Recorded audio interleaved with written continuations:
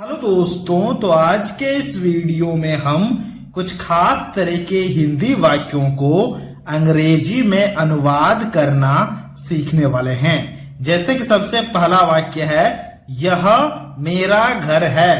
इसी प्रकार का दूसरा वाक्य है, ये मेरे कलम हैं। तो इस तरह के हिंदी वाक्यों को कैसे हम अंग्रेजी में अनुवाद करेंगे, यही हम आज के इस वीडियो में सीखने वाले हैं। तो शुरुआत हम सबसे पहले वाक्य से करते हैं।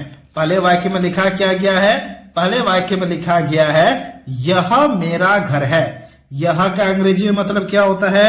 यह का अंग्रेजी में मतलब होता है दिस। तो हमने यहां पर दिस लिखा। फिर कहा गया है कि यह मेरा घर है। ठीक है, तो है के लिए हम यहां पर इज लिखेंगे। दिस इज यानी कि यह है, क्या है ना, मेरा घर है। तो हम यहां पर मेरा के लिए लिखेंगे माई। तो हमने मेरा के लिए माई लिखा।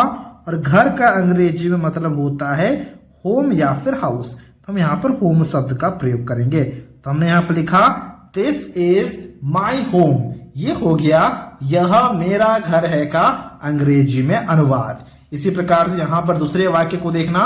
दूसरे वाक्य में लिखा गया है, ये मेरे कलम हैं। अब जरा ध्यान से देखो, यहां पर ये मेरे कलम है लिखा गया है, मतलब कलम काफी सारे हैं, एक कलम के बारे में बात नहीं हो रहा है। ठीक है, इसलिए हम क्या करेंगे, यहां पर जो ये लिखा गया है ना, इसके लिए हम यहां पर दीज शब्द का प्रयोग करेंगे। तो हमने यहां पर लिखा दीज। अगर सिर्फ यहां लिखा गया होता तब हम दिस लिखते, क्योंकि ये लिखा गया है यानी कि काफी सारे हैं, इसलिए हमने यहां पर दीज लिखा। और देखो है लिखा गया है, इसके लिए हम यहां पर इज नहीं लिखेंगे, इसके लिए हम यहां पर आर लिखेंगे। क्यों? क्योंकि काफी सारे हैं। तो हमने यहां पर लिखा दीज आर, मतलब ये हैं। क्या है ना, मेरे कलम हैं। मेरे के लिए हम यहां पर लिखेंगे माई। मेरा या फिर मेरे के लिए हम हमेशा माई लिखते हैं। और कलम लिखा गया है ना, तो कलम के लिए हम यहां पर लिखेंगे पेन।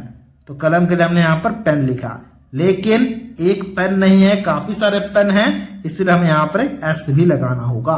तो हमने यहां पर एस लगाया। ये हो गया दीज आर माई पेन्स, ये मेरे कलम है का अंग्रेजी में अनुवाद। इसी प्रकार से तीसरे वाक्य को जरा ध्यान से देखना। तीसरे वाक्य में लिखा गया है, वे आपके दोस्त हैं। वे का मतलब क्या? वे लोग आपके दोस्त हैं। ठीक है, तो वे लोग या फिर वे के लिए हम अंग्रेजी में हमेशा दे शब्द का प्रयोग करते हैं। तो हमने यहां पर दे लिखा। अब देखो यहां पर भी काफी सारे हैं ना, इसीलिए जो है लिखा गया है उसके लिए हमें यहां पर आर लिखना होगा। तो हमने यहां पर आर लिखा। दे आर मतलब वे हैं। क्या हैं ना, आपके दोस्त हैं। आपके या फिर तुम्हारे के लिए हम हमेशा योर शब्द का प्रयोग करते हैं। तो हमने यहां पर योर लिखा। दे आर योर मतलब वे आपके हैं। क्या हैं ना, दोस्त हैं। दोस्त का अंग्रेजी में मतलब होता है फ्रेंड। तो हमने यहां पर फ्रेंड लिखा, लेकिन एक दोस्त तो नहीं है, वे लोग यानी कि काफी सारे दोस्त हैं, इसलिए हमें यहां पर एक एस भी लगाना होगा। तो हमने यहां पर एस लगाया। दे आर योर फ्रेंड्स हो गया, वे आपके दोस्त हैं का अंग्रेजी में अनुवाद। इसी प्रकार से यहां पर देखना चौथे वाक्य को। चौथे वाक्य में लिखा गया है, वह उनकी कार है। अब यहां पर जो वह लिखा गया है उसके लिए हम यहां पर दैट शब्द का प्रयोग करेंगे, क्योंकि जब भी वह किसी एक वस्तु के लिए लगता है तो हम हमेशा दैट लिखते हैं। और अगर वह किसी इंसान के लिए हो तो सबसे पहले हम सोचते हैं कि वह इंसान पुरुष है। अगर वो पुरुष है तब ही शब्द का प्रयोग करते हैं, अगर वो स्त्री है तो सी शब्द का प्रयोग करते हैं। लेकिन यहां पर वस्तु है तो हमने दैट शब्द का प्रयोग किया। तो हमने यहां पर लिखा दैट, है लिखा गया है, उसके लिए लिखेंगे इज। ठीक है, उनकी कार है, उनकी के लिए हम यहां पर लिखेंगे there. That is there car, CAR car. That is there car हो गया, वह उनकी कार है का अंग्रेजी में अनुवाद। इसी प्रकार से यहां पर अगले वाक्य को देखना।